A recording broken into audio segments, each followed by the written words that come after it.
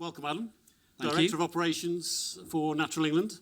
I suppose we're talking local nature recovery partnerships. What is it and why is it important?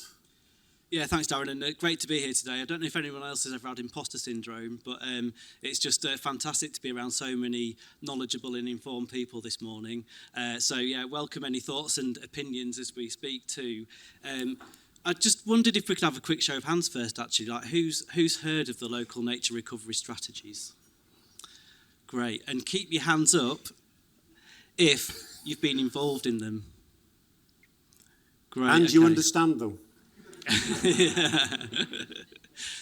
This is for you. Well, I'm speaking to an informed audience then, which is great to see. Well, I think sort of Natural England's role is as a supporting body for the local nature recovery strategies. So that puts us in a fairly unique position all around the country, actually, in terms of supporting those responsible authorities for local nature recovery strategies.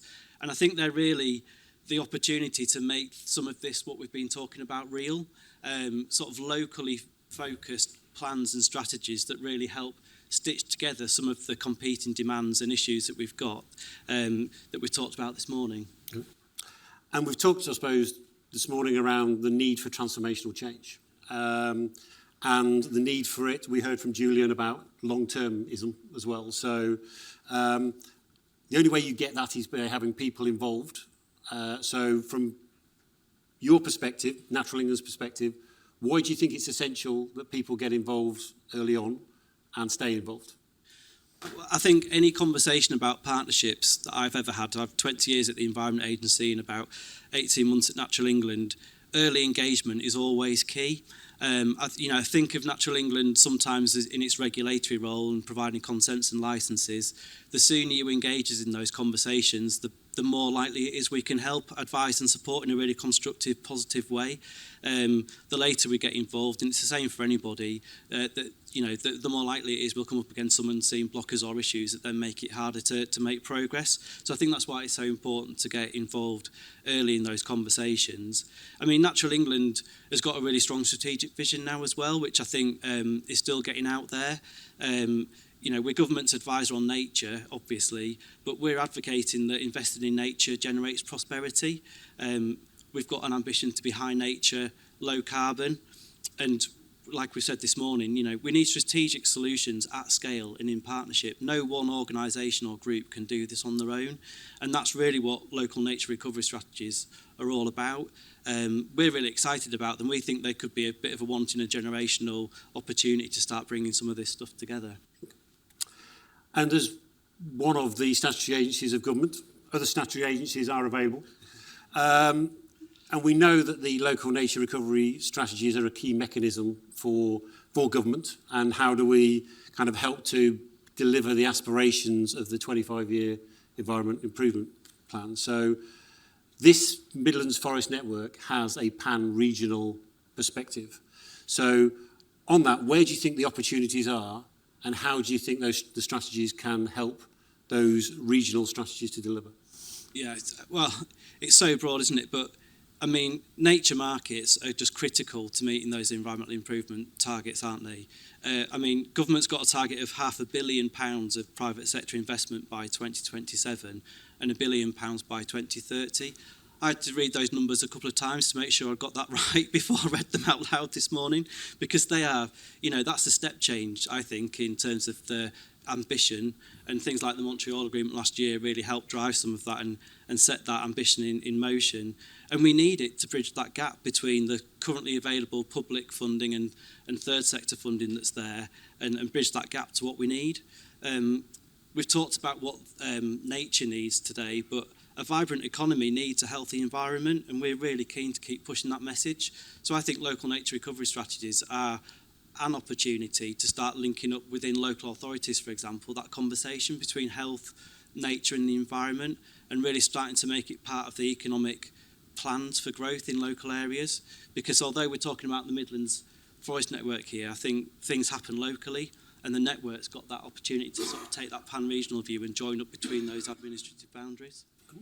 And I suppose, we're in this development phase for the Midlands Forest Network. So, and you've mentioned some of the government metrics. How do you think the strategies can actually support the data and evidence that is needed for the Midlands Forest Network during this particular phase? Yeah. I mean, local nature recovery strategies are going through a consultation phase, and a lot of that is about gathering the data and evidence, and all that will be publicly available. But there's also the chance now to get involved in that consultation. There are different groups of consultations happening within each LNRS, so there are opportunities to get involved, but you'll also be able to see the results of that data that comes out of it. I think policies are key here as well. So there's lots of developing policies. We've talked a little bit about biodiversity net gain this morning, but that's one policy that's coming that's going to hopefully release some funds and a mechanism to get funding. There's obviously a lot of data and evidence we need behind that to sort of have the confidence in those and track where those credits are being used and where they're available. But other policies around things like stacking of benefits too, because some of this then goes into investor confidence. So we can have all the data and evidence in the world, but we need to start creating some of that certainty in the market and generate some confidence for investors and landowners. The question from the CLA was a brilliant one because, landowners need confidence that the investment will be there. You can only have that through data and evidence, I think. But if you think of it from a landowner's point of view, it's a long-term commitment. It's 30 years minimum for BNG. So some of this stuff is in perpetuity. It's a big change. And it's not just a change for their business model. I think a lot of my conversations with landowners and farmers, it's a change for their cultures and attitudes. So that's as big a challenge as the financial challenge. I think this isn't just a question of money. Okay. And I suppose we've talked about both landowners as a stakeholder. We've talked about other stakeholders, whether it was through things like access earlier this morning. So as we sort of try to marry the local nature recovery strategies and the Midlands kind of forest network development phase, if I gave you a wish list of sectors that you would want to be fully actively engaged and able to make their difference, what would they be? Great question, and I wish I had the answer to it. I think people in society, firstly, will value and protect what they see and what they experience and what they value. So I think it's part of this about having a conversation, not necessarily about nature, but about community, and seeing some of these other sectors as part of that community. So where you've got big businesses employing lots of people in the local area, if they want to invest in sort of low carbon, for example, or carbon credits or BNG credits, let's help make that connection to improvements in places that benefit their employees and the places that they're investing in. That could be one angle that maybe we could do more to join up on and help some of that investment go to local places. And around that sort of societal impact that we can have. I mean, just look at what's happened around the water pollution issue and that kind of demand from the public for improvements in water quality that, like I say, I worked at the Environment Agency for 20 years. None of this is new, but it feels new in terms of the amount of public perception there is there and that upswelling of demand for governments and utility companies to do something about it. So I think that's another strand, is joining this up with our utility company colleagues.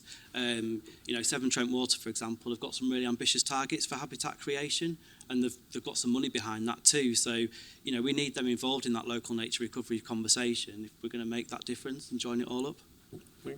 And my final question has two parts to it. So from your personal perspective as a citizen and from Natural England's perspective as the statutory agency, what's your one hope for the Midlands Forest Network to achieve its long-term ambitions? Okay. Oh, you've thrown me with the personal bit. I think personally, I would just love to see something that gives people equal opportunities and equitable opportunities to get out into nature. And for me personally, it's not just about sort of woodland, and I don't think we've said that this morning, but it's about the habitats that go with a forest and that definition of forest and all those interconnected habitats. So personally, I would love it if that's what we sort of saw in 2 years' time, was that real kind of patchwork and mosaic of habitats that lead to that forest network. And I think if this isn't too cliched, I think what Midlands Forest Network can bring from a Natural England point of view is leadership, actually. I think everyone in this room, whether you're a kind of a leader of people or in a technical leadership space, it helps us show that leadership in a place that really starts to kind of build that confidence and build the excitement of something. You know, we're at the start of a journey here, and we've got to start somewhere. Cool. Thank you, Adam, for your time, your answers, and just on your point around the journey, I suppose the one thing I would say is let's make sure we enjoy the journey as much as the destination. So thank you for your time. Thank you.